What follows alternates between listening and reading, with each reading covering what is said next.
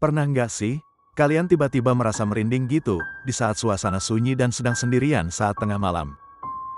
Sebelum lanjut, Mimin pastikan lampu kalian mati. Kenakan headset kalian, cari posisi yang nyaman dan jangan menoleh ke belakang. Karena malam ini kita akan memecahkan misteri berjudul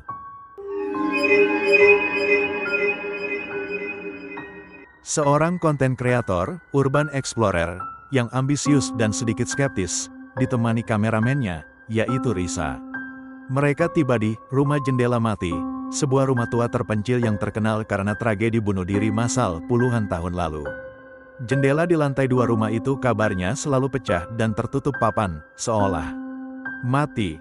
Adit merekam vlog pengantar. Risa mulai merasa tidak nyaman. Kamera menangkap sekilas bayangan di balik semak-semak. Pintu depan terbuka sendiri, atau berderit keras, saat mereka mendekat. Mereka memasuki rumah. Bau apak, suhu dingin mendadak. Fokus pada detail, perabotan yang tertutup kain putih, jam dinding yang berhenti di pukul 3:07, waktu tragedi, dan gambar-gambar keluarga yang wajahnya dirobek. Adit menemukan sebuah buku harian tua. Buku tersebut mengisahkan tentang anggota keluarga yang perlahan menjadi paranoid karena sesuatu di balik jendela mati. Adit dan Risa mendengar suara musik piano klasik yang sangat samar dari lantai atas, padahal tidak ada piano di sana. Risa melihat pantulan wajah pucat dan tersenyum di layar monitor kamera saat Adit sedang membelakanginya. Saat Risa berteriak, Adit berbalik, pantulan itu hilang. Mereka mencoba menghubungi luar, tetapi semua sinyal hilang. Mereka terisolasi. Benda-benda kecil bergerak. Pintu lemari terbuka pelan. Lampu senter mereka mulai berkedip lalu mati total. Adit, yang skeptis, mulai goyah. Ia mencoba mencari sumber suara, yang selalu mengarah ke lantai atas, tempat jendela mati berada. Risa menemukan sebuah rekaman kaset audio lama yang berisi suara bisikan dan tangisan. Bisikan itu menyebut nama mereka. Mereka berdua akhirnya mencapai lantai 2. Mereka menemukan ruangan jendela mati. Ruangan itu kosong, hanya ada papan kayu yang menutupi jendela. Saat Adit mencoba mencabut papan itu, papan tersebut bergetar keras.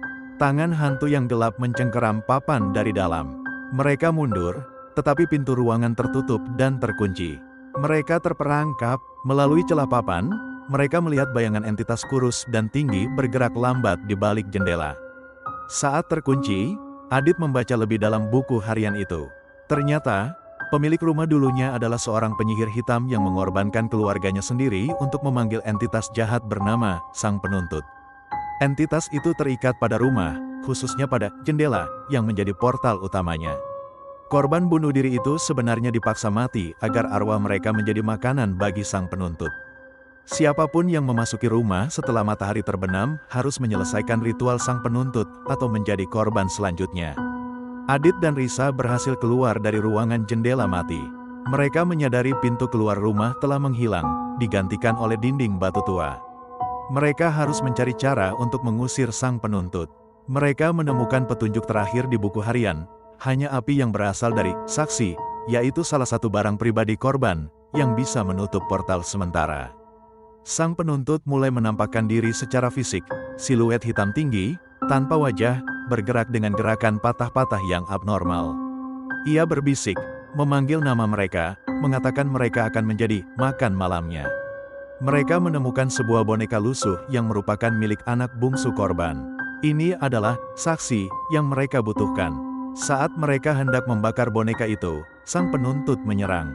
Ia mencengkeram Risa. Adit dengan putus asa menggunakan boneka itu sebagai umpan, melemparkannya ke sudut. Saat Sang Penuntut terdistraksi, Adit membakar boneka itu dengan korek api. Api kecil dari boneka itu menyala, tetapi sinarnya sangat kuat. Seluruh rumah bergetar. Sang Penuntut menjerit mengerikan dan mundur ke jendela mati. Mereka sudah jauh, tetapi saat Risa melihat ke belakang melalui kaca spion, ia melihat rumah itu. Di salah satu jendela, terlihat bayangan seorang anak kecil, korban, yang melambaikan tangan dengan sedih. Saat Adit mencoba untuk menenangkan Risa, ia menepuk bahu Risa. Risa berteriak. Adit menatap tangannya. Di sana, ada bekas luka bakar yang aneh, berbentuk simbol yang sama dengan yang ada di buku harian Sang Penuntut. Adit duduk sendirian di ruangan gelap beberapa hari kemudian, hanya diterangi layar laptop. Ia tampak kuyu dan trauma. Ia menatap bekas lukanya, lalu berbisik, "Kami selamat, tapi kami tidak pergi sendirian. Kami membawa sesuatu kembali. Bekas luka ini, di luar sana mungkin hanya cerita. Tapi di sini, di setiap detik hening, aku tahu. Ia masih mengawasiku, menunggu waktu, karena sang penuntut tidak pernah benar-benar melepaskan korbannya." Nah, gimana? Merinding sampai mana? Tulis di kolom komentar, cerita horor apa lagi yang harus kita bahas. Jangan lupa like, subscribe, dan nyalakan notifikasinya, supaya kalian tidak ketinggalan saat teror berikutnya datang. Sampai jumpa di episode yang lebih menyeramkan.